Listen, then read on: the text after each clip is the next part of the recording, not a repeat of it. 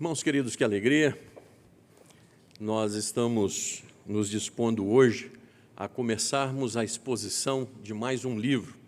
Pela manhã, continuaremos a exposição de Provérbios, tem sido pesado, mas maravilhoso. E à noite, tendo completado o livro de Judas, começaremos hoje a exposição de Josué. Então, por favor, todos aqueles que puderem, abramos as Escrituras, não em Josué, mas em Números, capítulo 27, de 12 até 23. Números, capítulo 27, de 12 até 23.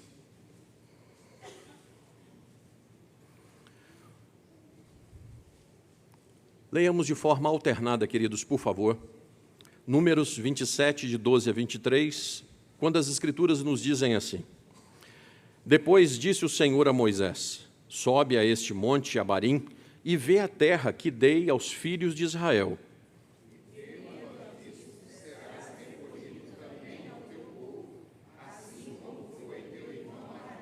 Porquanto no deserto de Zim, na contenda da congregação, fostes rebeldes ao meu mandado de me santificar nas águas diante dos seus olhos. São estas as águas de Meribá, de Cádiz, no deserto de Zim. O Senhor, o autor e o conservador de toda a vida, ponha um homem sobre esta congregação. Que saia adiante deles, e que entre adiante deles, e que os faça sair, e que os faça entrar, para que a congregação do Senhor não seja como ovelhas que não têm pastor. Disse o Senhor a Moisés: Toma Josué, filho de Num, homem em quem há o Espírito, e impõe-lhe as mãos.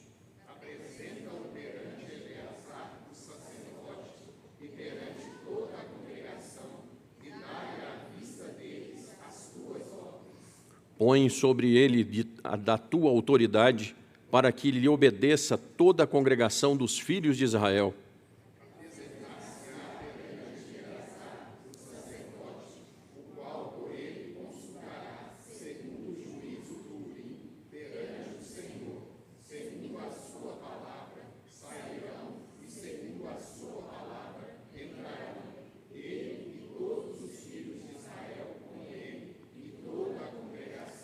Fez Moisés como lhe ordenara o Senhor, porque tomou a Josué e apresentou-o perante Eleazar, o sacerdote, e perante toda a congregação.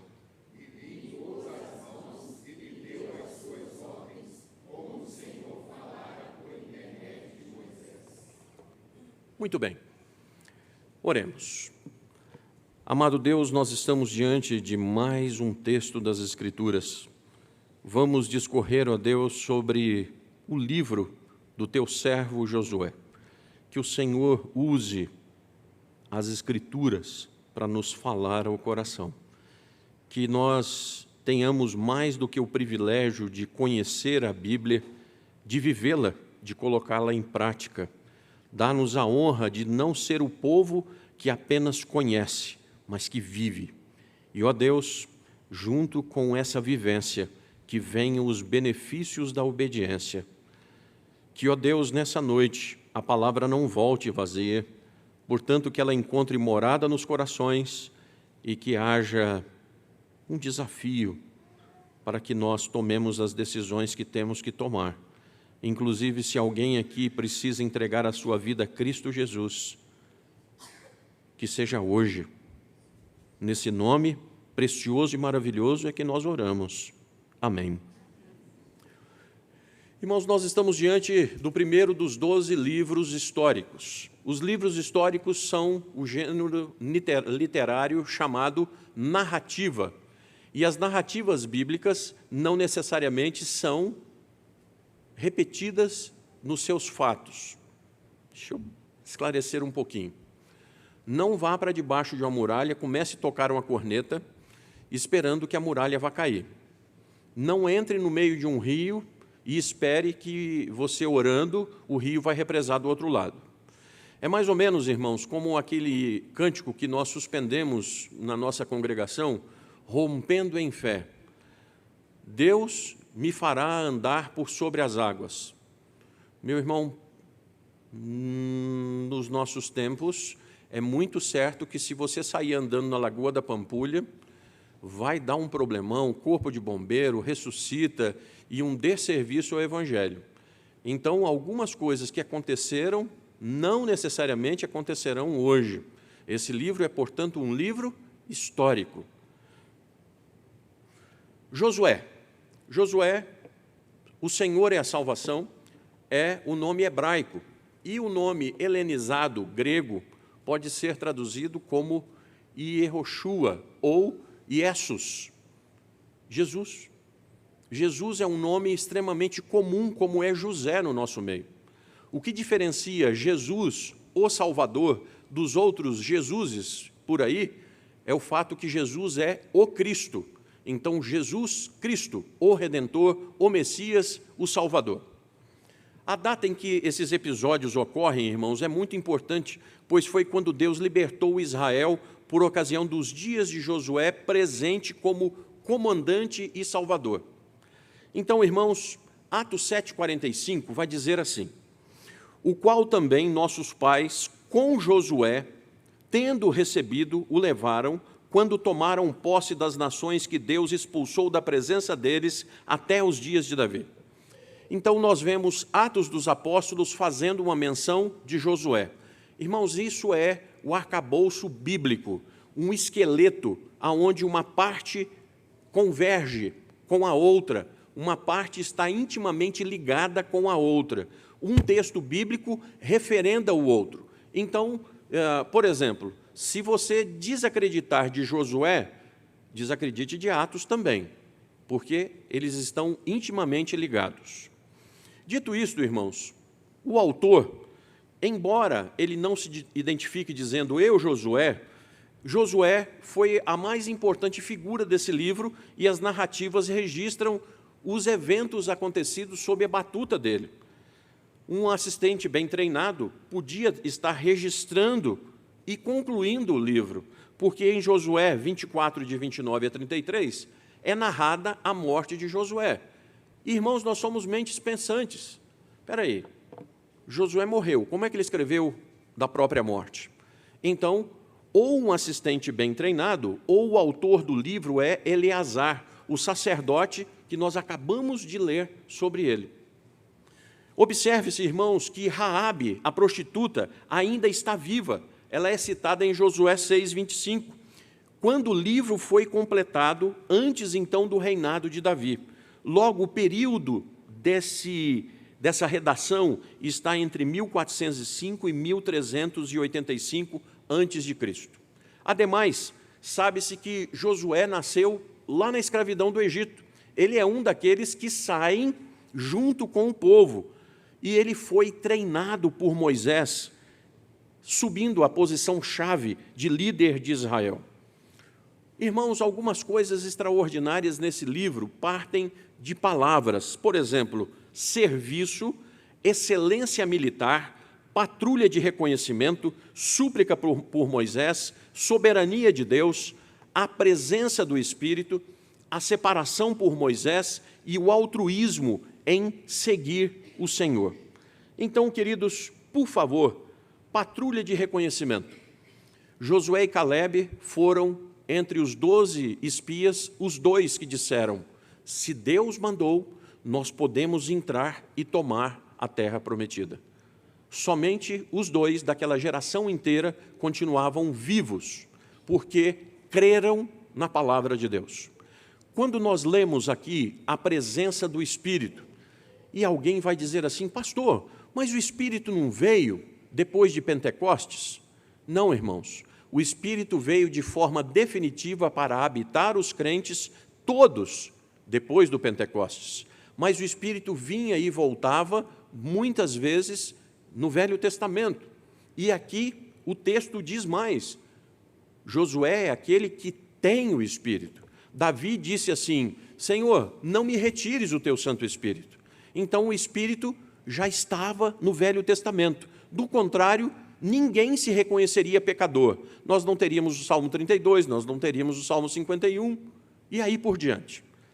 Irmãos, Jesus está no Velho Testamento. Que é isso, pastor? O Jesus encarnado se faz parte a partir do Velho ou do Novo Testamento na sua encarnação. Mas a Trindade vem agindo junto à humanidade, junto a essa criação, desde que ela foi criada. Todas as vezes que nós vemos alguém estando na presença de Deus e não sendo consumido, é a presença do Senhor Jesus. E alguns eruditos dizem, Mauá que Iavé, o anjo do Senhor, é o Senhor Jesus no Velho Testamento.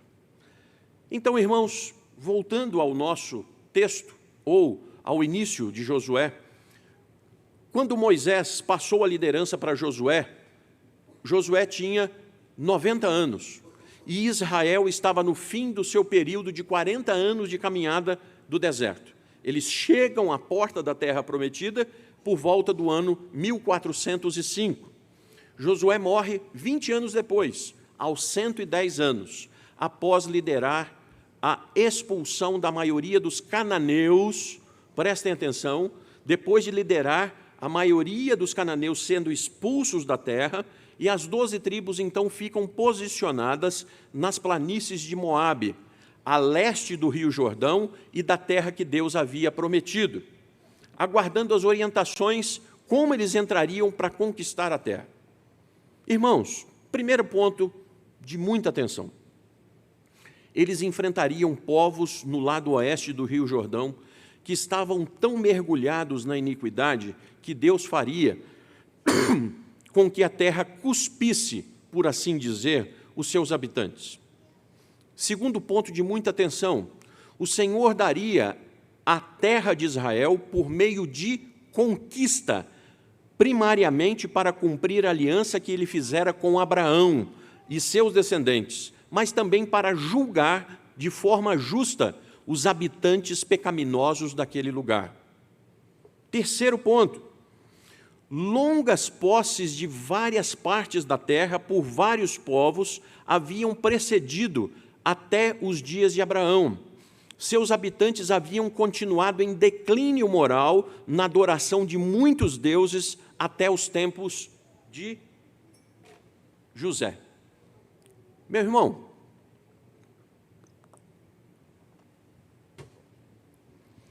quantas vezes você perguntou no seu coração assim?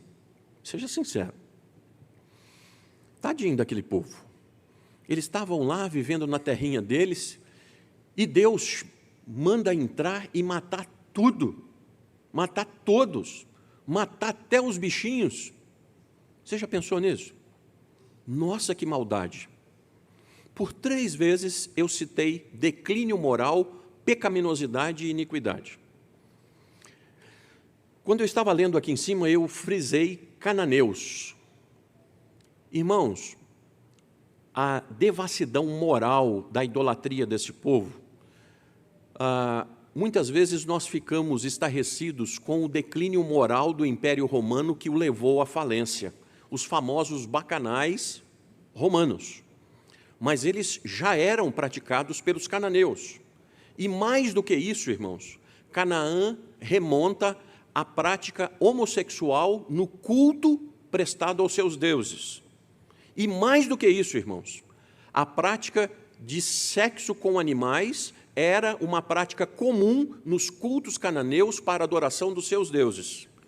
Então, quando Deus chega e diz assim, mata tudo, Deus está dizendo assim, limpe, porque eu quero que vocês vivam numa terra justa e que me sirva. Então, irmãos, quando nós toleramos que alguém fique, quando Deus disse assim, não, nós vamos pagar um preço muito alto, porque se Deus está dizendo assim, não estabeleça amizade, companheirismo, ligação alguma, não estabeleça, porque vai ser ruim. Então, voltando aqui, as partes teológicas desse livro, irmãos, nós temos um aspecto-chave, que é a fidelidade de Deus para cumprir uma promessa que Ele havia dado, independente do povo teimoso, aquele povozinho do deserto que nós temos bebido sob a interpretação, a exposição do reverendo Ricardo, de forma bendita, irmãos, o povinho Mas o bom, irmãos, é que aquele povo é só o povo do deserto. Não tem nada a ver com a gente, não é verdade? Depois o reverendo Ricardo vai explicar mais sobre isso. Irmãos, sobre a liderança de Josué, eles habitaram em territórios a leste e a oeste do Rio Jordão, e a palavra possuir é algo extraordinário nesse livro, citada quase 20 vezes. Possuir, tomar e tomar posse. Irmãos, eu tenho, então, dito para os irmãos que eu aprecio os meus irmãos pentecostais quando eles dizem assim, toma posse, irmão. Irmãos, se apossar das promessas de Deus. Uma coisa é você ler as promessas de Deus e falar assim, que coisa linda. E outra coisa é você dizer assim, Senhor, essa promessa é minha. Eu quero essa promessa da Jerusalém celestial para mim, para minha casa. É completamente diferente. Então, irmãos, tomar posse é alguma coisa que está sob a responsabilidade humana. Terra prometida está aí, viu? Legal. Entra e tome com esforço, porque não vai ser fácil, mas eu estou com vocês. Ser cristão, irmãos, não é ópio do povo, não é brincadeira. Vocês querem ver uma coisa? Você é cristão com facilidade, meu irmão? O quanto você tem lutado para ser cristão nos últimos dias? O quanto de lutas, de tentações você tem vencido para ser cristão? Então, nós estamos vivendo diante de um desafio cotidiano, como um povo que vai lutando para possuir aquilo que Deus nos prometeu. Um paradoxo, né? Deus promete e você tem que lutar para alcançar a promessa? É exatamente isso que se espera do cristão, irmãos. Alguns versículos chaves, irmãos, se concentram, então, na promessa de Deus, entregar a terra, na meditação sobre a lei de Deus, na posse da parte da terra por Israel. E a atribuição específica de porções era tarefa de Josué, dizendo assim, olha, essa tribo vai ficar aqui, essa outra tribo vai ficar ali. Mas Josué, com sabedoria dos altos céus, ele deu 48 cidades para os levitas. Os levitas não tinham posses, mas eles tinham cidades localizadas em toda a região da nação, para que o povo não precisasse ficar deslocando muito para a adoração. Pertinho de casa tinha uma igreja, tinha uma congregação de Israel. Deus queria que o seu povo possuísse a terra, para cumprir a promessa, para preparar o palco para o desenvolvimento de seus futuros planos do seu reino, para punir os povos dali que o afrontavam e para que tudo aquilo fosse um testemunho dele perante o mundo de então. Desafios de interpretação, irmãos. Nós estávamos vindo para cá e nós discorríamos a respeito da teologia liberal. A teologia liberal, ela racionaliza os milagres. Então é o seguinte, não foi bem milagre, não. Josué chegou com as cornetas diante da muralha de Jericó e tocou, e aí a vibração do som foi a primeira arma sônica e derrubou as muralhas. E tem gente que acredita nisso. Mas então você faz o seguinte, você pega a corneta, meu irmão, vai para frente de um muro e fica lá tocando uns 6 meses para ver se derruba. Certo? Então, irmãos, algumas pessoas têm desafios para anuir aos milagres das Escrituras. As muralhas de Jericó caíram por um milagre bendito. As águas do Rio Jordão, como foram com as águas do Mar Vermelho, partiram por um milagre. Granizo caiu do céu e matou muitos dos inimigos por um milagre. E não se tem notícia de um outro dia tão longo como aquele que Josué disse, detente aqui, porque nós temos que terminar a peleja hoje. Então, irmãos, existem milagres extraordinários em Josué. Nós chegaremos lá. Mas existem outros desafios. Por exemplo, como é que a bênção de Deus vem através de uma prostituta e ela se torna raiz de Davi? Ela se torna parte da genealogia do Salvador. Meus irmãos, não tem nenhum santo nessa igreja, muito menos os pastores. O único santo aqui é o Senhor Jesus. Os outros estão todos em processo de santificação. Portanto, Evangelho da Graça é esse, aonde uma prostituta se torna herdeira de todas as promessas em Cristo Jesus. Pastor, mas Deus abençoou Raabe por ela ter contado uma mentira. Como é que Raabe salvou a vida dos espias, irmãos? Ela disse assim, então aqui não, foram por ali, ó, foram por ali. Corre atrás, porque é capaz de se apegar lá. Então, irmãos, tem outro princípio extraordinário aqui. Alguém vai me perguntar, pastor, eu posso contar uma mentira se chegar uns bandidos lá em casa e eles me pegaram e a minha esposa e os meus filhos estão debaixo da cama. E aí os bandidos vão perguntar assim, cadê o resto da família?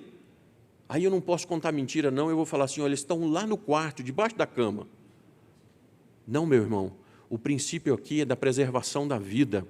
Então, não é que Deus aprove mentira em lugar nenhum, mas eu consigo justificar diante de Deus o seguinte, Senhor, tomei essa atitude para a preservação da vida dos teus. E foi isso que aconteceu com Raabe. Outra coisa interessante, irmãos, que nós explicaremos em ocasião oportuna, por que a família de Acã foi executada juntamente com ele? Terceiro, por que a conquista de Ai, Israel tinha 1 milhão de homens e Ai tinha 30 mil, e eles não deram conta de conquistar Ai, porque existia pecado no meio do povo, irmãos.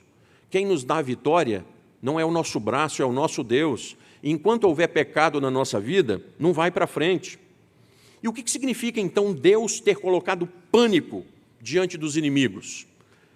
Irmãos, quando Israel chegava, os inimigos derretiam diante do Israel. A mão não segurava direito a espada, de medo. Um medo infundido por Deus. Quem nos livra não é a força do nosso braço pela segunda vez. É o que Deus faz por nós no coração dos nossos inimigos. Dito isso, irmãos, hoje eu estou bastante animado. Nós vamos a Josué capítulo 1, os versos de 1 a 7. Josué capítulo 1, os versos de 1 a 7. Perdoem, tá, irmãos? Hoje é o primeiro dia da exposição. Josué capítulo 1, versos de 1 a 7.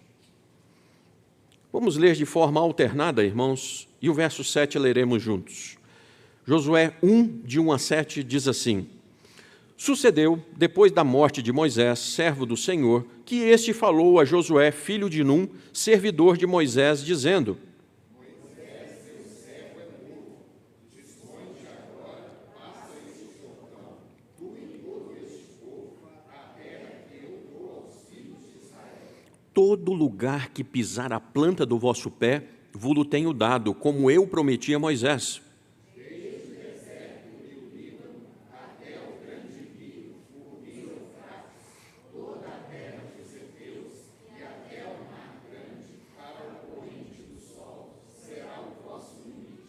Vamos juntos o verso 5, irmãos. Ninguém te poderá resistir todos os dias da tua vida, como fui com Moisés, assim serei contigo. Não te deixarei, nem te desampararei. Sê forte e corajoso, porque tu farás este povo herdar a terra que, sob juramento, prometi dar a seus pais. Juntos, irmãos, vamos? Tão somente ser forte e muito corajoso, para teres o cuidado de fazer, segundo toda a lei que meu servo Moisés te ordenou, dela não te desvies, nem para a direita, nem para a esquerda, para que seja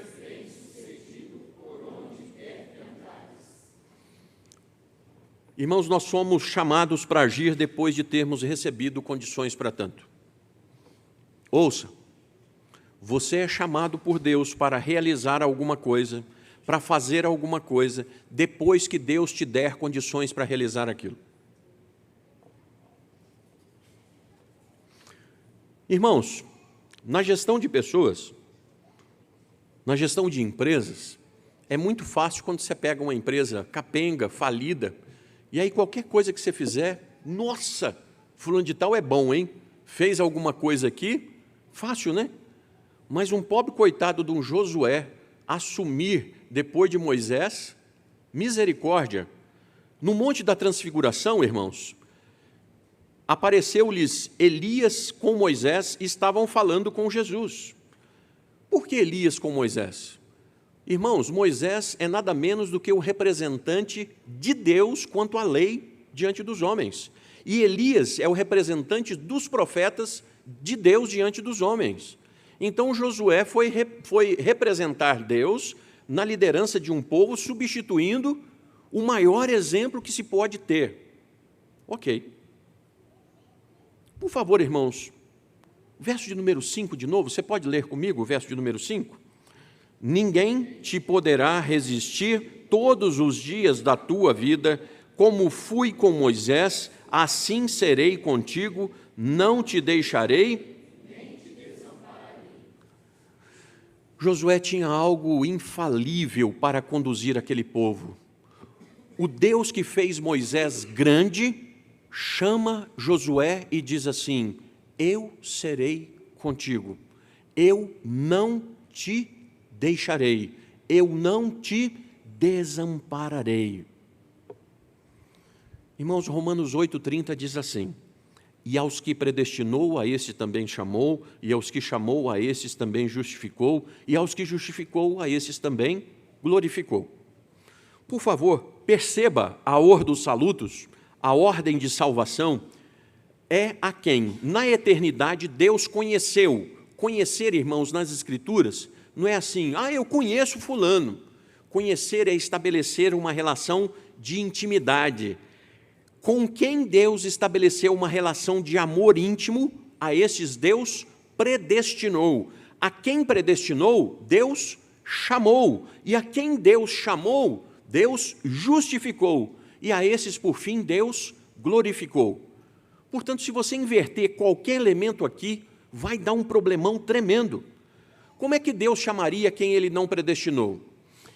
Deus erraria? Como é que Deus justificaria a quem Deus não glorificaria?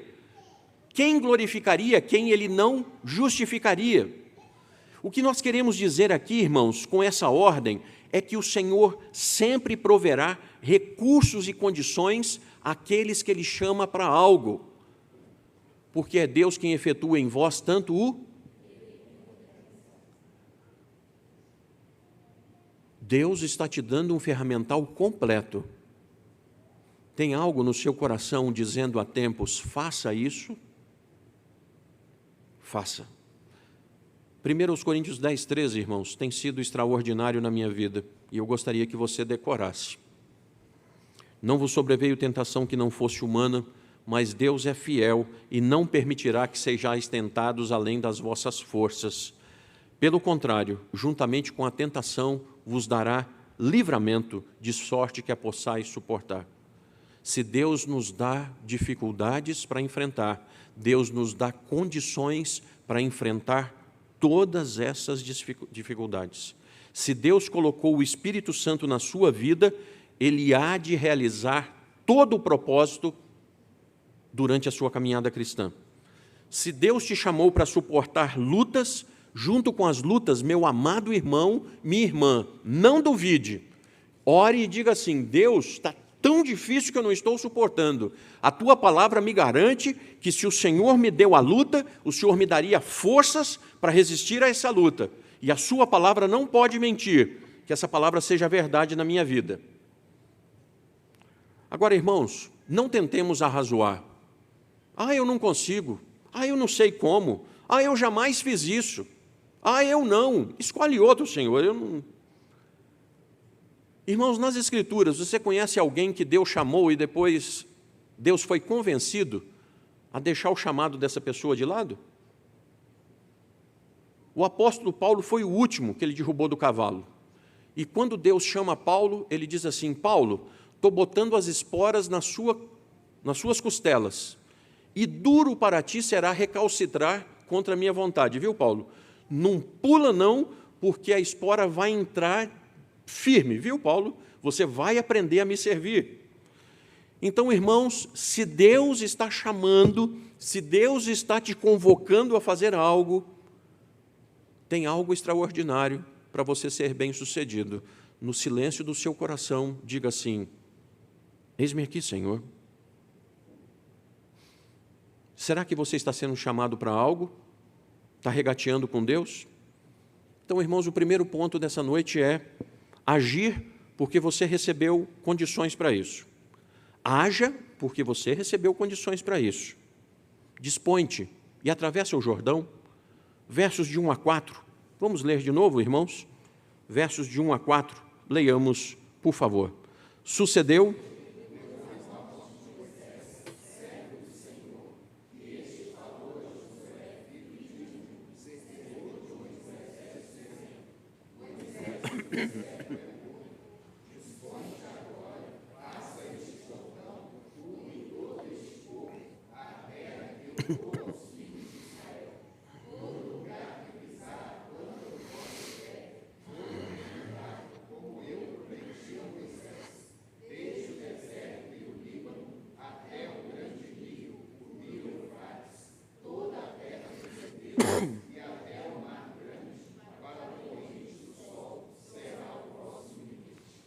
Ouça, verso 5.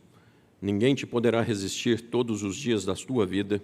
Como fui com Moisés, assim serei contigo. Não te deixarei, nem te desampararei. Irmãos, tentem mentalizar. Josué está com aquela multidão, todos acampados, existe um rio e a terra prometida está do outro lado. Essa é a visão. Moisés é morto. E no verso de número 1, Deus fala com Moisés, com Josué, diretamente. Ele dava instruções ao povo através de Moisés. Agora essas instruções vêm através do pastor que assumiu, é Josué. No verso de número 2, e uma vez que Moisés morreu, esse povo ainda continua com uma missão. Deus chega e diz assim: Josué, chama esse povo e diz assim: dispõe-te e passa o Jordão. Irmãos, como é que é o caráter da ordem de Deus aqui? Dispõe-te para quando, irmãos? Agora. Você já viu em algum lugar, irmãos, Deus usando chorãozinho? Bom para o dia tal. Crec. Aí você grampeia na ordem que Deus deu. Ah, Senhor, daqui a 6 meses eu faço, tá? Ah, Senhor, daqui a 1 ano eu tomo essa decisão. Irmãos, a ordem de Deus, segundo o Salmo 95, 7, é: se hoje ouvirdes a sua voz, não endureçais o coração como em Meribá, como no dia de Massá no deserto. Hoje, se você estiver ouvindo a voz de Deus, passe o seu Jordão. Hoje, não postergue o que Deus tem te chamado. Você vai ficar rodando em círculos, não resolve. Ouça o chamado e não faça, irmãos, o desserviço de sair daqui hoje sem se acertar com Deus. Você sabe que tem muito tempo que Deus está te chamando para algo. Hoje, ouça, as pessoas bagunçam a agenda porque ficam adiando fazer algo desagradável, mas adiar não deixa a mente livre para limpar a agenda. Aí você faz o seguinte: eu tenho que resolver isso, eu entulho do lado de cá. Amanhã você tem todas as coisas que tinha para resolver e mais aquilo que você largou entulhado do lado de cá. Não resolve procrastinar. E esse é um dos temas lá em Provérbios, cenas dos próximos capítulos. No verso de número 2, irmãos, na terra que eu estou para dar, ou a terra que eu dou, essa é a terra que Deus prometeu em sua aliança a Abraão e que foi reafirmada muitas vezes depois. Quantas vezes? Mas, por favor, com todas as forças, você percebe a sua responsabilidade humana? Deus deu a terra, e esta terra que foi dada tem que ser tomada. De novo, o quanto você tem que fazer força para ser cristão, o quanto você tem lutado para não pecar, para deixar pecado. No verso de número 3, que promessa! Onde vocês forem guerrear e tomar, eu estou com vocês, e eu já dei para vocês. Se o pé de vocês for lá. Em todo lugar que o pé de vocês palmilhar, o povo tinha que ir lá tomar, porque se não tomasse, não funciona. Irmãos, eu estou lidando com alguns jovens numa startup, e 25 anos, 23 anos, 21 anos, 22 anos, e o jovem hoje, ele chega e diz assim: qual é a minha sala? Eu tenho carro, eu tenho avião à minha disposição. O sujeito quer sentar na janelinha, quer chegar e pronto. Não, irmãos, para que conquiste-se alguma coisa, leva tempo e leva esforço. Não existe almoço de graça. Bom, irmãos, que vastidão de terra, ninguém poderia resistir, mas, para isso, atravesse o Jordão. Bom, irmãos, nessa noite você vai para casa sabendo de mais um dos lemas da reforma. Ore sabendo que em tudo você depende de Deus, mas faça todas as coisas como se elas dependessem unicamente de você. Combinado? Ore sabendo que você depende em tudo de Deus, mas vá fazer tudo com todas as forças, como se só dependesse de você. Em segundo lugar, e último, agir porque você recebeu condições para isso. Ser forte e corajoso. Para quê? Para cumprires a lei. Versos 6 e 7. Vamos juntos, irmãos? Ser forte e corajoso, porque tu farás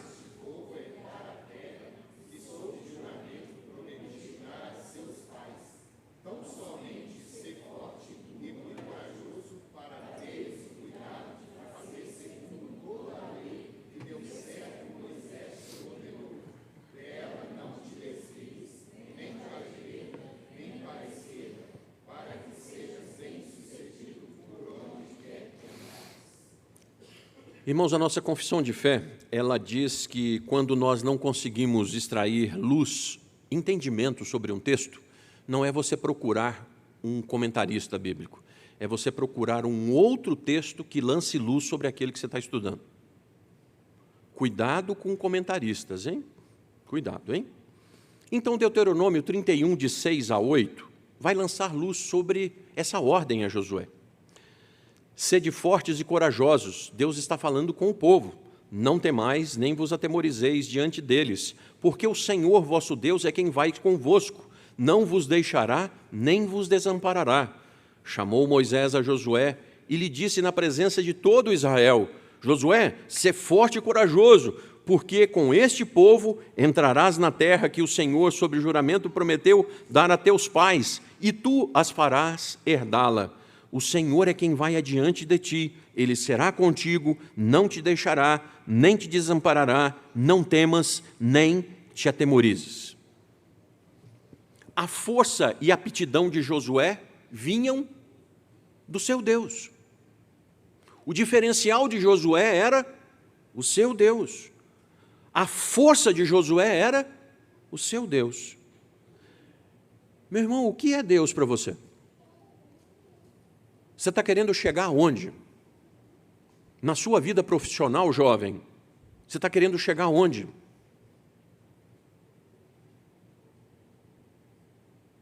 Essa semana nós tivemos uma vitória entre os jovens aqui.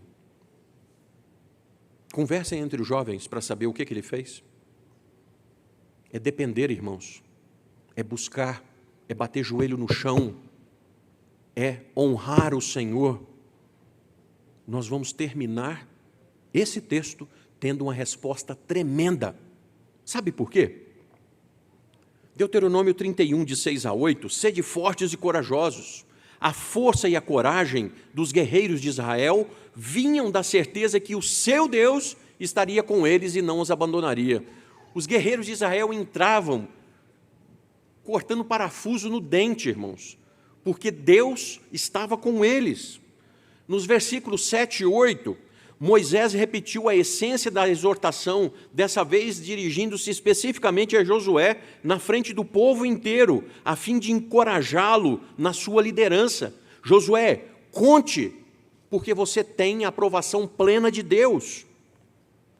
Meu irmão, se eu não estou em pecado, se eu não estou vivendo uma vida dúbia, eu estou perante Deus, eu posso e devo ir em frente, marchar e contar com as bênçãos inequívocas do céu.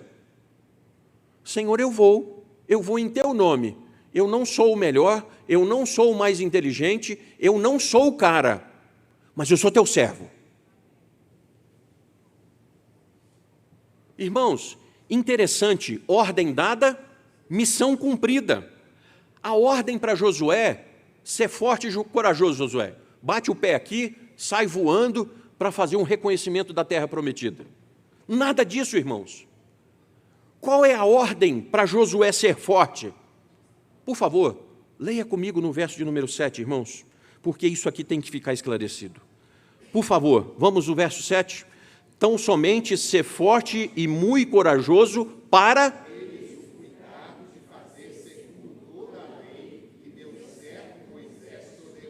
dela, nem para a direita,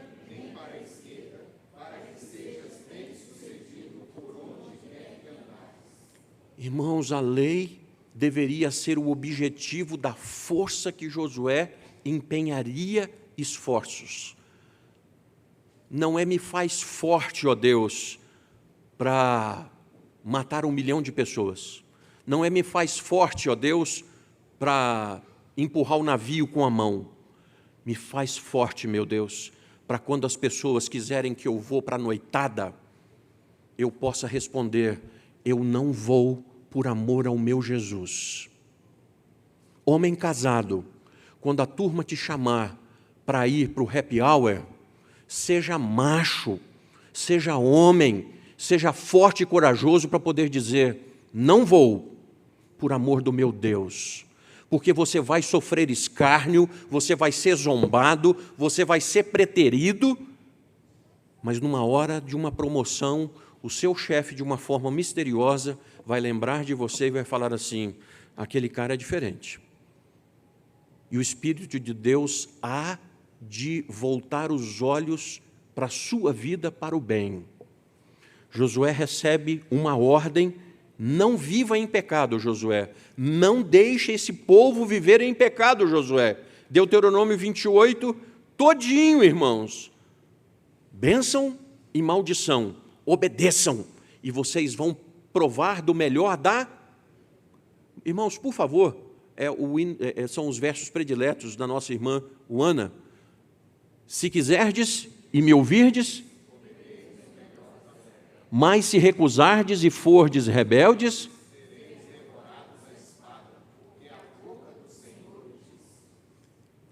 irmão, o quanto Satanás consegue nos acorrentar e evitar que façamos o que deveríamos para glorificar a Deus, porque ele nos aprisiona numa vida de iniquidades. Você sabe, meu irmão, por que Satanás te leva a pecar? Por duas coisas. Primeiro, que ele rouba o objetivo da sua vida, que é glorificar a Deus. Você vai viver um frustrado enquanto você não encaixar na glorificação a Deus. Em segundo lugar, porque a sua vida em pecado vai ser uma vida completamente infrutífera. Não vai. Mas no dia que você fincar o pé, aí é o seguinte, Senhor, eu quero ser como Daniel, eu quero ser como José, eu quero... Santifique a sua vida, porque Daniel era aquele símbolo de homem de obediência e de oração, irmãos. Irmãos, por favor, a nossa igrejinha está crescendo muito, e num mundo antinomista, irmãos, pastor, o que é esse negócio de antinomista? Antinomistas são aqueles que dizem assim, eu sou da graça, não preciso da lei mais não, sou evangélico. É mesmo, não confunda as coisas. A palavra diz, não estamos debaixo da lei para a salvação, e sim debaixo da graça para a salvação. Mas a lei não perdeu o seu sentido de aio bendito, irmãos. Irmãos, eu vou falar algo aqui para te colocar uma pulga atrás da orelha. Se um ímpio pegar a Bíblia e começar a seguir Provérbios, por exemplo, ele vai ser extremamente abençoado, porque ele está obedecendo a palavra de Deus. Pasme. Mas e o povo de Deus? Ah, pastor, o que é isso? Se o Filho vos libertar, verdadeiramente sereis livres. Uhul, sou livre. Ah, é, meu irmão? Você é livre? Sou. Então, muito bem. Você sabe para que você é livre? Para obedecer a Deus. Irmãos, o reverendo Josafá Vasconcelos estava num estádio com mais de 5.000 pessoas. E o reverendo começou assim, dizendo: você sabia que eu posso fumar? Ana Paula, você lembra dessa cruzada? Jesus Cristo, que tem a ver comigo. Nós fazíamos parte de um coralzão lá do Granduquesa, uns 175 vozes. E naquele estádio, todo mundo arregalou aquele olho de desenho animado, que não cabe, sabe? Nossa, o pastor está falando que ele pode fumar. Aí o pastor falou assim: e mais, hein? Eu posso beber, hein?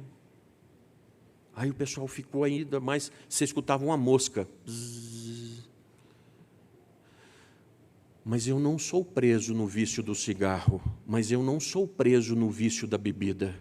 O meu Senhor Jesus me deu liberdade para olhar para tudo aquilo que pode me aprisionar e dizer: eu sou livre para dizer não ao pecado. Existe um poder na igreja, irmãos, um poder para resistirmos ao pecado. Verso de número 5, irmãos, para nós terminarmos. Vamos juntos?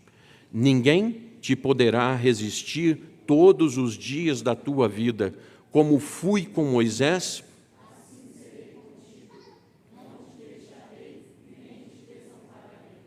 Ah, pastor, o senhor disse que esse é um livro histórico, que algumas coisas aqui nunca mais vão se repetir. E vou afirmar de novo: não vai querer andar por cima da pampulha, não, que você vai morrer afogado. Mas tome para você esse verso, meu irmão. Volte para casa hoje com o regozijo do Espírito te dizendo assim: eu serei contigo, não te deixarei, nem te desampararei, aconteça o que acontecer. Mas, pastor, como é que o senhor está pregando isso? Hebreus 13:5. Você pode abrir para mim, por favor?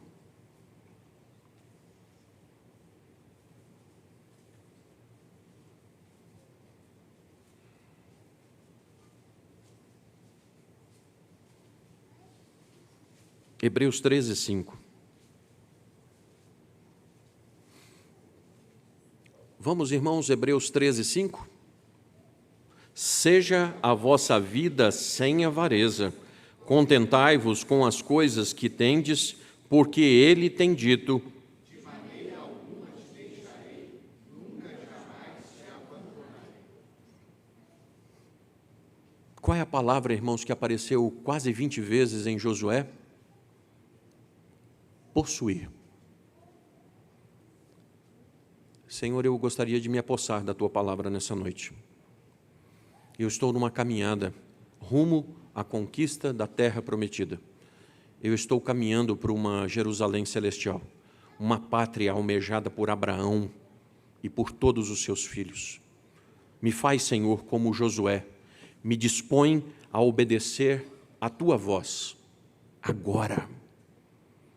Senhor meu Deus, me faz forte e corajoso para cumprir a lei do Senhor, custe o que custar, e usufruir de todos os benefícios decorrentes dessa obediência. A coragem, irmãos, não consiste em arriscar sem medo, mas em estar decidido quanto a uma causa justa. Vou repetir. A coragem consiste não em arriscar sem ter medo, mas em estar decidido quanto a uma causa justa. Justo foi aquilo que Deus tratou com seu coração hoje. Vamos ficar de pé, irmãos? Reverendo Ricardo, por favor.